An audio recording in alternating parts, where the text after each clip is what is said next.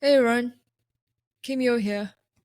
And okay, real talk. We are all a bit obsessed with the shiny stuff, right?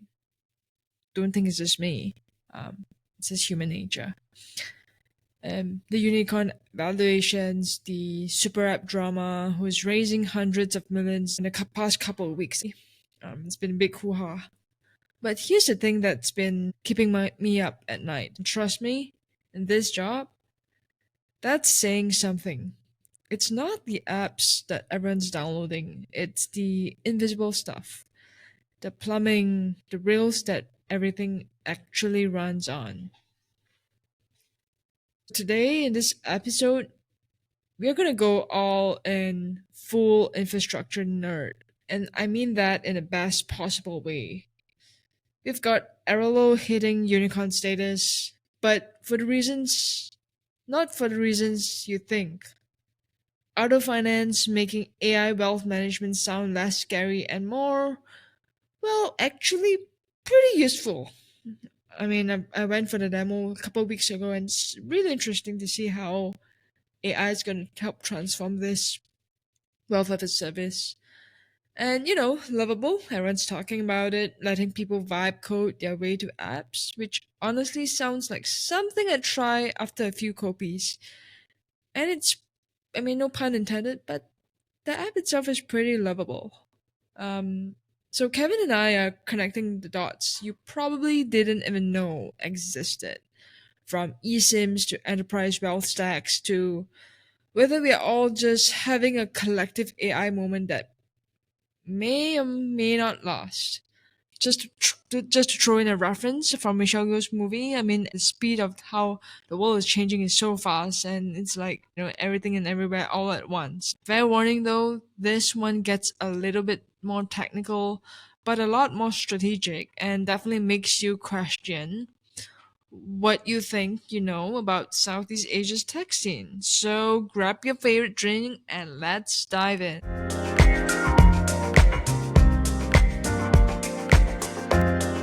All right, welcome back. So now, what if I told you that the next big story in Southeast Asia is not really another super app on your phone, but it's the invisible infrastructure behind the scenes. From eSIM unicorns and AI wealth platforms to mega center investments rising across the region, this episode connects the dots. We're doing it in a big way. We are unpacking how Southeast Asia's shift from apps to infrastructure is quietly becoming its biggest itch. This is Sea of Startups, and I am Kevin. And I'm Kim Yo. Let's dive into why infrastructure, the three big things digital, financial, physical is Southeast Asia's new superpower. All right, so let's kick things off here with Airalo, and hopefully I'm actually pronouncing the company's name correctly. It seems like I am. Airalo. So they're based in Singapore. It just got a huge funding round that makes it the first eSIM unicorn crossing the 1 bill valuation marker. Yep, and apart from Signum Bank, this is good news for Asia coming having its own unicorn as well. And just a bit of background information on how it came to. So Airalo started by solving a basic traveler pain. All of us have this when we travel. Roaming just sucks. But evolution is the real story. They didn't stop at the consumer app, and behind the scenes, they built an API and a white label platform, so airlines, super apps, and telcos can plug in. And I think that's a pretty smart way to do it. And I've tried it before. I think back in 2023, and that itself, I was pretty impressed by it. There's no need of pushing the phone out, taking a SIM out, and putting all back in again. It's just such a hassle. But back to you, Kevin. No, yeah, the pain point is real for anybody that travels a lot. But the interesting thing about them is that it's not just a play around the eSIM itself. They're actually building out a lot that are managing it behind the scenes. So if you think of like airlines, so you're not just talking about the planes in the air, you're actually getting the airport and the air traffic controller, the infrastructure, the stuff that's actually putting the rails on how do you actually manage all of this so that Yeah. you can create that scalability. Exactly. Their story kind of flips the script. And instead of competing with telcos, and they become the backbone. And the way I see it is like they're also building their company vertically from end to end. So there's no middleman that can intercept it. I think it could be a playbook, founders can learn from. It's all up in the air now. No pun intended. I just like puns. But yeah, So yeah, I mean, when you think of eSIM, you're really just thinking of your ability to make phone calls. No longer do I have to stop and buy a new physical card, swap it out in my phone. But the interesting thing about them is like how they're actually making this all happen, yeah. because they don't actually have any of the physical infrastructure. They're partnering out there with those mobile network operators that are worldwide. That's the key thing. They're basically getting a large set of partners. From my understanding, they're also doing a whole bunch of like wholesale roaming agreements. So essentially like pre-purchasing, similar to the way that like online travel agencies sometimes pre-purchase hotels so then they can offer better rates. They purchase in bulk and then essentially like partition, repackage those. All of that requires a lot of infrastructure process in order to break that down. And you have a bunch of these other aspects of it, because when you're doing that, you also need to be able to figure out how you're creating these different roaming topologies around it. How do you break out? How do you create these packets of all of this? And so there's a lot of complex systems and provisioning around the management system Yeah. that goes into it. And so there's quite a lot more complexity than seems like it sits on the surface. Um, and so it's quite interesting how they built it. And from my understanding now, they're actually taking a lot of that infrastructure that enabled them to sell the eSIM, and now they're actually white labeling and selling that off. So now they're an enabler of some of the other eSIM players in the market. So you go from the product side of things to building the kind of the picks and shovels, the infrastructure that enabled you to operate in the first place.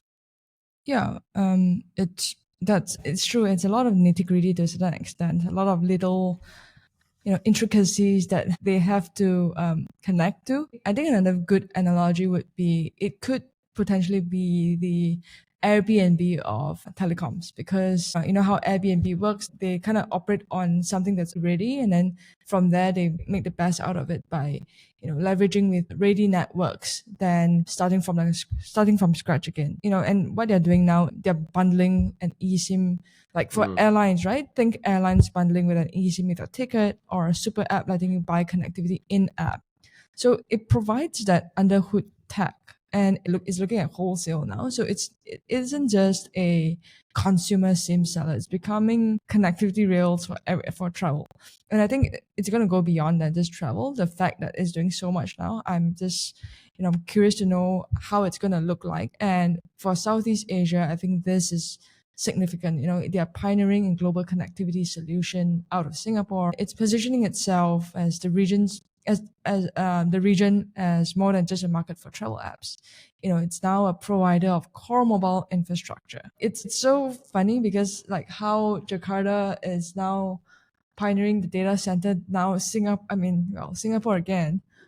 They are pioneering this core mobile infrastructure. So I think the regional base likely helps it bridge telco partnerships across Asia and its growing role in this part of the world for connectivity infrastructure. Hopefully, it encourages founders to ask, like, can we tackle a local problem like pricey roaming in a way that scales worldwide by becoming the infrastructure others rely on? So there's a shift of perspective in a way. Yeah, I think one of the things that I find interesting, simply from the way that the company evolved, is the pathway from simply trying to solve a pain point that originated from travel. Yeah. I don't know the founders, but I'm going to assume, because when you're in Southeast Asia, it's a very fragmented market, so travel is inevitable. Yeah. You're going on holiday, you're hopping from this country to another. It's just kind of like the nature of being out here in Southeast Asia, is that travel is fairly common. and it's painful to have to stop off, get a new SIM card. For the people that travel often, you sometimes would see people getting off the plane, pulling out a little baggie, trying to figure out which one is my Indonesia SIM card. Sometimes not so organized. And in all honesty, on some of the infrastructure aspect of it, so I find it interesting, kind of the evolution from the original problem to now actually getting kind of the rails that enables the business to operate, essentially kind of backward integration. But I do wonder at what point does that entire industry, even if you scratch out the international travel side of things, at what point are just your local domestic mobile telecom operators, are they going to do away with the physical SIM cards anyways? That just seems like an unnecessary cost. When will the entire industry move there? All of the cell phones need to catch up because some of the older models still don't allow you Yeah. to have eSIMs. Yeah. But you buy a new phone, you replace whatever one you have. Wouldn't it be nice if we didn't have to switch over our SIM card from whoever our mobile provider is? So hopefully, maybe that's a new market space for them to go into. I'm not sure. I'm not an expert in telco or the infrastructure, but it would be interesting to see whether or not there's market space or opportunity to just get rid of the entire physical SIM card segment entirely. But nonetheless, I think the second thing that I find interesting on this is, like, if you asked a random person on the street about eSIM, it's not an industry that anybody would think would be sexy per se. But here you are, big company, big valuation, big funding round, clearly enough room for them to grow. So it just kind of goes to show that if you move backwards and get more into the infrastructure layer of what enables a business, you can open up a lot more green space in how you monetize, as opposed to just being on the downstream side. But I think to your point about eSIMs, some telcos here are already doing that. Like when I was switching over phones from iPhone and from DG especially, they do have that option Mhm. now. So whenever I come back, it's pretty easy. Just within the phone, I switch over. I think it's more like how the current telcos will transition into that, and how long will it take for them to do that? Because I mean, there's already a ready solution, Yeah. like Airalo. Yeah, so I'm on the same line of thinking as you, but I think it wouldn't be that big of transition, I would presume, because these telcos already have the existing infrastructures. How fast they can move is my question. And the cell phones themselves, so you probably have like a replacement cycle so that the Yeah. phones can actually manage it. Let's talk about another case where it also is involving them getting into, let's call it the digital infrastructure, the method of how things function and flow and enable it. We have another company that with Arta Finance, which is growing their Singapore presence. Not Singapore, they're not started in Singapore, but Yeah. nonetheless, they're growing out there. Yeah, Arta Finance, it's born in Silicon Valley, and it's a very strategic move. They fairly recent launched in Singapore. And I think how it all started, because I was, funnily enough, I just like how all the dots are connected. I was there for the demo last week for an alumni event. So we had a chance to have a deep dive of how it works. And one of the things that stood out for me was how it came to it. It was founded by ex-Googlers from Silicon Valley. They kind of call themselves the geriatric founders, because most of them are older than 40 or 50. So that's quite funny. And they kind of all were from, actually, the entire company maybe it was founded based off Google. So that one was, that kind of hit me, because it's kind of tells you that it's not never too late to build something that you want to call your own. Hmm. Anyway, so Arta is an AI driven platform aiming to democratize investing options the ultra rich have. So they are making it easier to access. So interestingly, Arta chose Singapore as international launchpad for expansion. Setting out its regional HQ there and appointing Amanda Ong as Singapore CEO, formerly country director, to lead the charge. And she was from Stashaway as well. So pretty much she has experience within this space, but more mass. And now she's going into something slightly more niche. And it's easy to see why, because Singapore is a global wealth hub. It's expected to host 4.8 trillion assets from 1.6 million foreign investors by 2028. And if you're building the infrastructure for wealth as a service, you go where the money is and variable regulations are, which we've already addressed in pretty extensively in the last couple of episodes. So I think to deep dive a bit further, what is Arta offering exactly? In addition to US platform for accredited investors, Arta launched a B2B wealth as a service platform, essentially a plug and play digital wealth management stack for banks and financial institutions. So similar to Airalo, right? So they also do API and white label it too. A few banks in Singapore have come on to their B2B clientele to say, hey, we really like what your system does, and we would really want it to be included in our financial analysis. And it's scary, and also it's interesting to see how far AI can be used, the usability of it rather. So they use LLM to churn out reports, but it's backed by hard financial data. So rest assured, your investments advice is backed by hard data. That's good to know, but it's just how they churn out the reports in what language. So one of the features is that they're able to have different ways of crafting the analysis reports. It's so interesting because they cater to the different segments, and from there the language models address it. So for example, I'm a millennial and I have a way of talking. So it's like, dude, you know, these investments is this much and this much, or Gen Z is like these investments no cap. They use languages that cater to each segment. Or for example, copy your uncles like, hey, this investment, you should look into it, Why? Because, use localized language. So I think it's more relatable to people, and the reach can be quite interesting to see. To give more context is that a partner bank can take Arta's AI-powered investing tools, even Arta AI's co-pilot chatbot that acts like a virtual wealth advisor, and integrate them into their own services. Like we said, white label it as their in-house solution. And it's a cloud-based platform. It was incubated with the support of Singapore's EDB, Economic Development Board, showing how important finance infrastructure is to the country. And early partnerships include Bank and Abu Dhabi to power its new wealth offering, plus collaborations with Google Cloud and tech consultancies to plug Arta into banks' legacy systems. So it isn't just another robo-advisor app. It's building the, short of saying, AWS of wealth management, allowing any bank to offer AI-driven investments with minimal development of their own. So interesting times. This is interesting. I wasn't too familiar with them, to be honest with you, until you brought them up.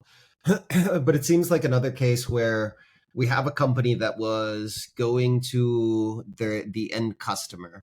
In this case, providing some of these wealth management, getting the access to some of the private assets, which is kind of one of their list of items as well. The AI powered guidance to get the investment strategies that would link to the individuals. Kind of what you would expect out of fintech looking at private wealth management, those sort of like access strategies tailored to you. But the interesting thing looking into this company now is, now it seems like there's similar to what we were just talking about with Airalo, taking the tools and the things that you built in order for you to be able to manage servicing and customers, packaging that up and becoming a product in and of itself, to where you can now white label, giving API access, enabling other financial institutions, the banks, the advisors, etc., essentially putting that out there, kind of that wealth as a service sort of offering into the B2B market, just shows another sort of playbook and another iteration of the same playbook of, we built so much capability, can we actually turn that into a product going into others? If you think about it from a founder perspective, if you're building a company and you're selling it down to your customers, most people intuitively would be so protective of the back-end infrastructure that enabled them to service those customers that they would think by selling it, you're cannibalizing your sales. I would love to get inside of the head of somebody that ended up making this leap and just having the conversation of what was that strategy conversation around the founder table that made you say, no, no, no, we're not going to cannibalize our sales. We're going to open new markets by taking this strategy. We'll sell the people that are not selling to customers that are too difficult or too far reached. Or maybe they're looking at it and saying, hey, well, financial management is still going to be a personal basis for a lot of people. Why don't we sell the tooling to the people that have the personal relationship in the first place instead of trying to disintermediate it?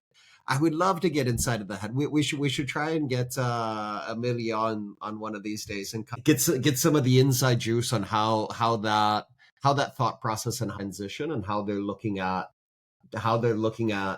the private wealth space, and maybe even get it into the segmentation in regards to, you obviously have your ultra high net worth that all the big banks clamor and roll out the white glove service for. Yeah. But then what about everybody else? There's a lot of other people that have meaningful assets. Yeah. Maybe not in billions or hundreds of millions, but there's a number of people that fall into the 7-figure, 8-figure, or are building towards that.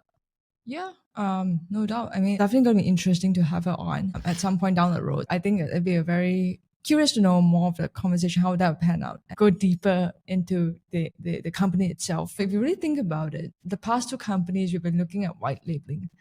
And if you really draw a parallel to the grocery business, why I'm saying that is because like Tesco, they did white labeling too, right? So that turned out pretty well. And then when you flip the table, these companies are doing white labeling, and it's from a point of digital. The infrastructure, the back end has to be fairly strong in order to put things through. So I'd like to take a wait and see approach. But I think to add a bit more about this company, maybe I'm a bit geeking out about. It could also be compounded because it's backed by the the tech stars within this industry, Googlers and whatnot. There's going to be a lot of credibility given. That's why it's taken off pretty fast. If you were to compare with a smaller company, maybe not as fast, because honestly, the company started back as underlying this infrastructure play. For example, Ralph Hammers, the former CEO of UBS and ING, joined as a senior advisor and investor, bringing deep expertise in transforming legacy banking digitally. And tech names like ex-Google CEO Eric Schmidt. It's a fusion of finance and tech leaders betting on a new model. And by planting its flag in Southeast Asia, it's bolstering Singapore's reputation. Again, Singapore gets the pie as a fintech and AI innovation hub. It's a two-way street, right? Arta gains a base in its region with affluent investors and progressive regulators. And Singapore cements its status as a place where AI meets finance at scale. There we go. I mean, if you're gonna be a large size company, like it's just the natural fit. I think that there's space across the rest of the region when you're getting started, but ultimately it's the place that you graduate up to, and especially if you're talking about finance. I mean, it's the capital market hub for the region. That's why all the family offices are there. That's why all the finance industry basically gravitates towards Singapore, and it makes sense that players that are looking at that space would go there as well. So it all checks out. But again, I love this sort of like building the rails on which it operates, and then figuring out why don't we turn that into the product and start white labeling it, start selling it off, and getting more into that angle. Yeah. Before we go into the next interesting company, so if traditional private banks are like the bespoke tailors for the rich, Arta has built the sewing machine and the digital fabric, and it's renting it out so that every bank can mass produce high-end financial suits for their clients. Some food for thought.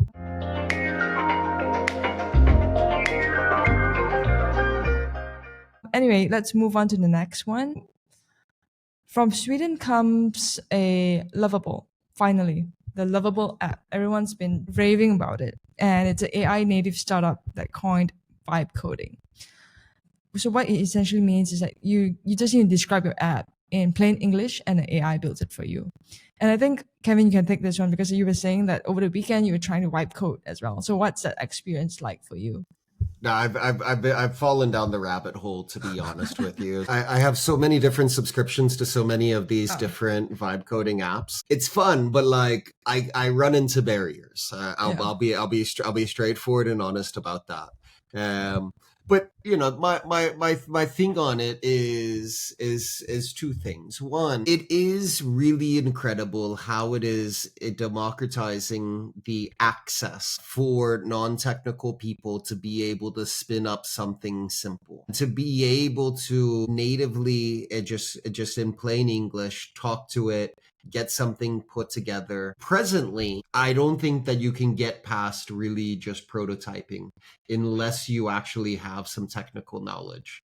And I'll give you an example. So it wasn't with Lovable, but it was with one of the competitors. I'll omit names because I'm gonna critique them, and I don't want to get any emails that's giving me any cease and desist or take that down sort of stuff. But so I was building with it, and I was trying to build something that in my mind is moderately complex because it requires some backend infrastructure, a SQL database. And it took me 15 tries to explain to it what I wanted. And in many of those tries, I was actually writing the script and telling it very, very specifically what to do. And more often than not, it would still guess at things. It would still do this, that, and the other. And, you know, I wouldn't say that no one would hire me for my coding abilities, but I do know how, that I am relatively competent relative to the general population. And so there's still some limitations into it. But imagine if like this is still new. This is still this just burst onto the scene. So if it's still a little bit glitchy today, I think we need to be a little bit like accommodative. We need to understand that we can prototype really fast. We can do all of this. Like if you're doing a simple web app, want to use it to replace your website, or like figure out how can I link up with my Shopify, or whatever you want to do. Simple things, okay. But I don't think that you're there in order to build anything that's enterprise grade or like even could get adopted within like the B2B space so far yet, unless you actually have pretty good technical chops and keep the guardrails. I wrote a post relatively recently on this topic, and I said that it's like having your worst employee. I remember that one. Because you have to explain very specifically what you want.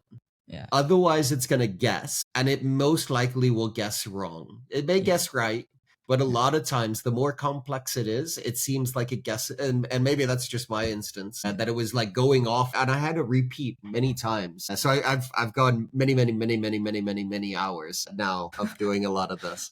And I've had to repeat on a number of occasions, do not do anything that I do not explicitly state, and having to repeat that. The memory is terrible. It'll get there.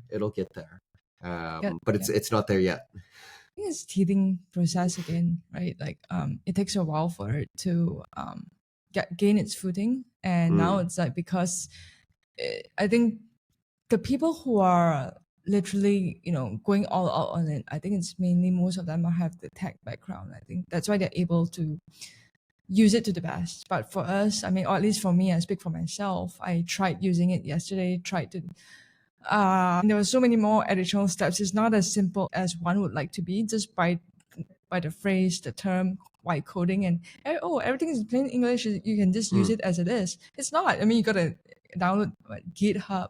I mean, all these terms I've heard in passing, but you've not actually used them, like Superbase and all that. So it's highly technical. It takes a while for non-techies to really break into it.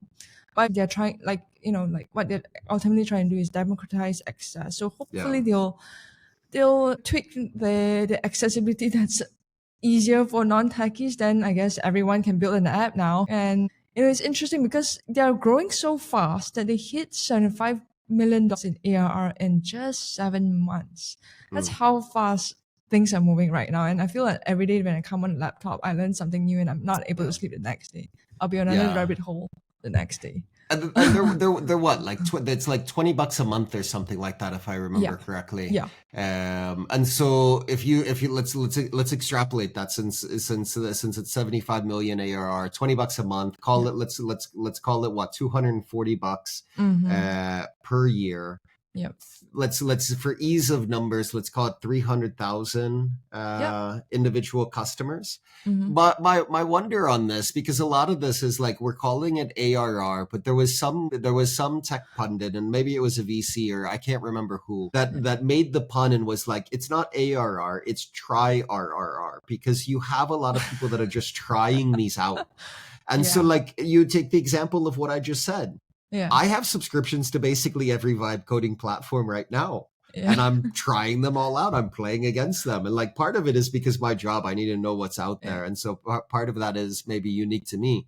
But I Yeah. do wonder how many other people are out there that are playing around with multiple tools. And at what point do they just start picking winners? There's a number of other ones, but you have other players that are at 50 million in revenue, 100 million in Mm-hmm. revenue. And Mm-hmm. all of them basically found this like accelerant over just the last 6 to 12 months, and it's crazy growth. But the question is, how long is it going to stick? So I'm not deep into this, but if I was one of these people that just gave them this giant funding round, we would have spent a lot of time talking about the stickiness and Yeah. what that long-term path. I think that there's a still, when you with 300,000, Yeah. when we did that back of the envelope math on 300,000, Mm-hmm. that's probably a pretty small number relative to what the potential is. Yeah. So even if you get a large drop off in that, Yeah. if the market size is so big, Mm-hmm. and the ability to accelerate how good the quality is still in the early days, and we Yes. still have a lot of room to go. Maybe that suffices, but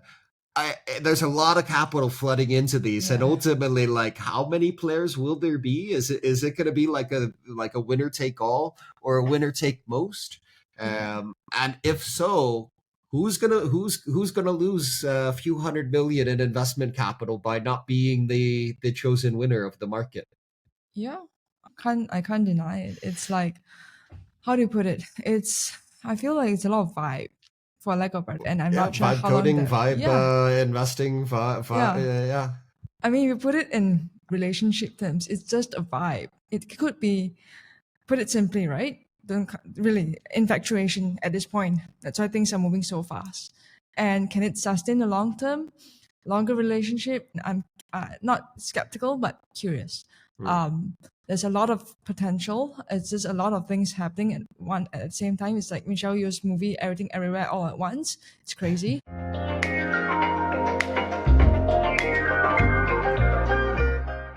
I recently used GenSpark AI as well, and I Okay. was comparing, like, to your point about everyone's using everything, right? Hmm. It's so hard to pick the real winner, and on top of that, the price points for all these tools are pretty much the same, because yes, the price point shouldn't be a problem. It's the same standard now, Hmm. but how does one stand out? Because you have ChatGPT that's so good and it's quite an all-rounder, to their Yeah. credit.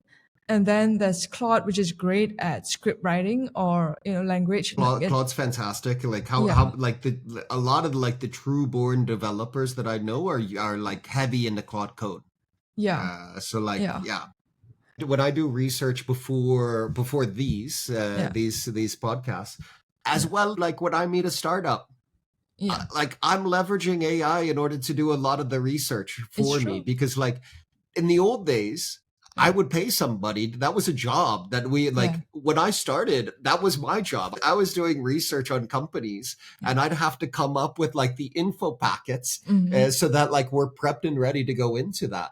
Yeah, Now I just prompt, yeah, and I yeah, and I get the same thing. So like, my entry level job has been wiped out, and now when we yeah, talk about some of the entry pathways yeah, into building a website, doing this, you can remember as the internet evolved and we started moving into e-commerce and we started doing all of this, a lot of companies popped up in order to help you launch your first website, Yeah. help you do your first this, help you do your first that.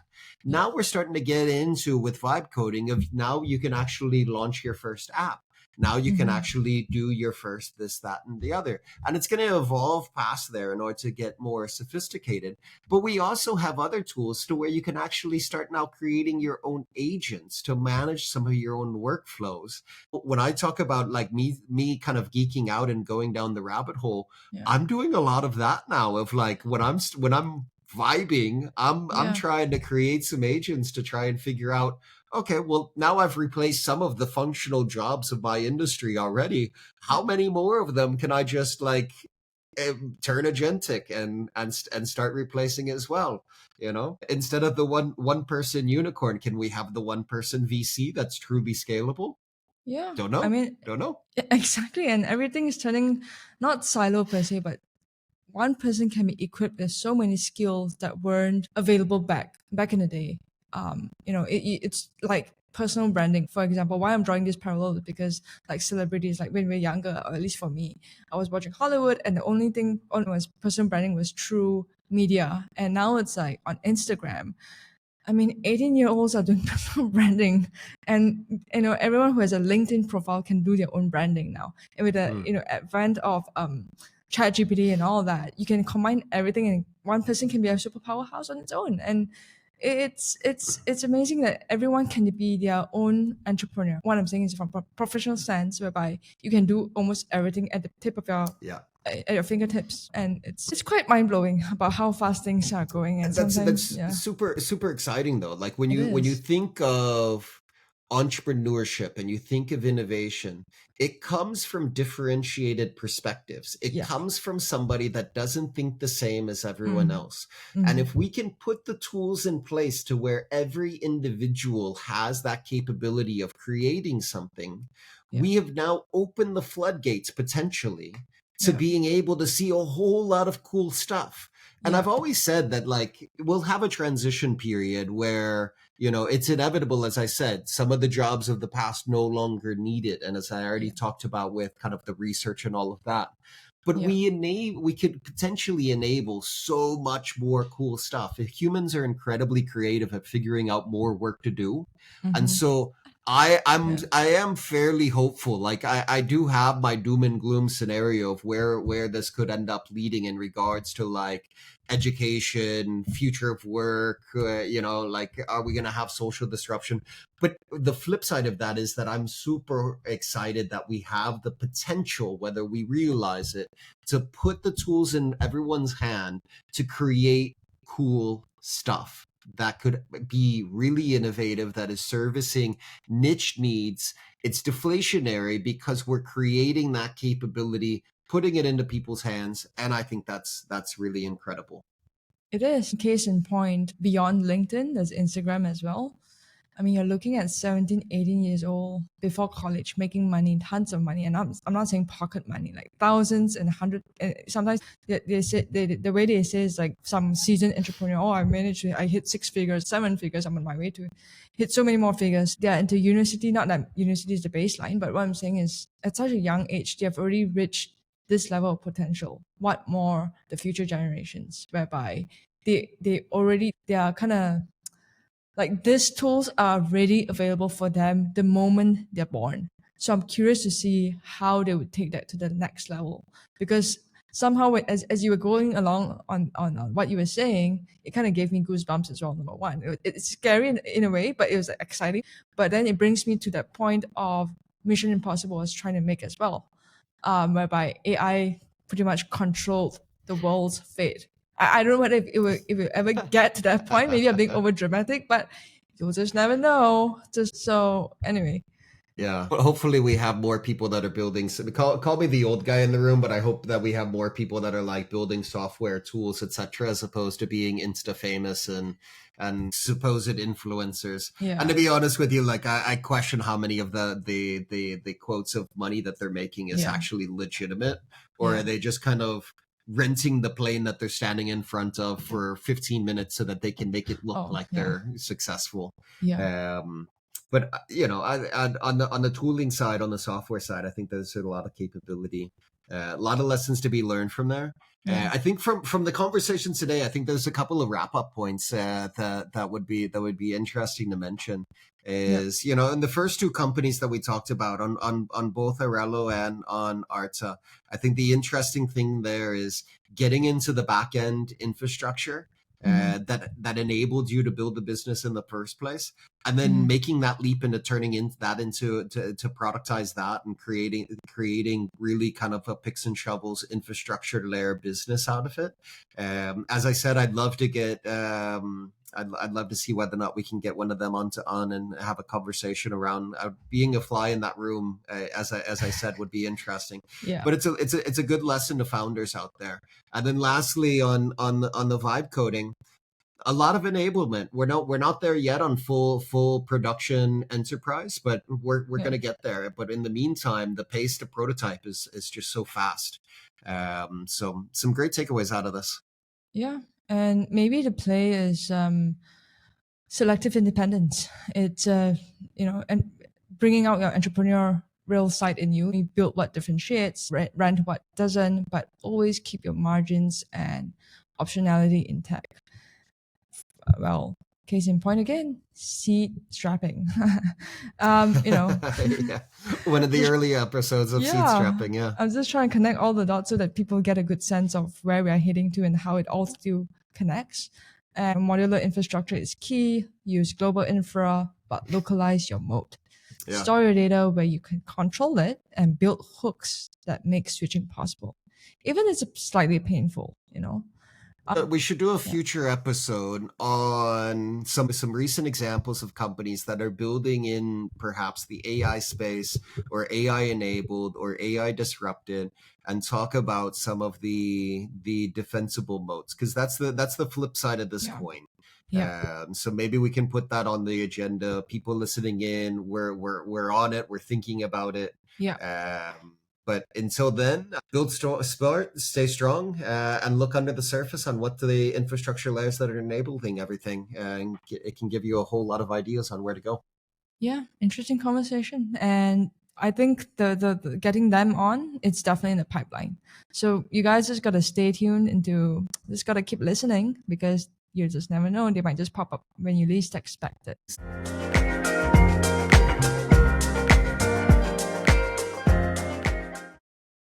And that's a wrap from today's episode.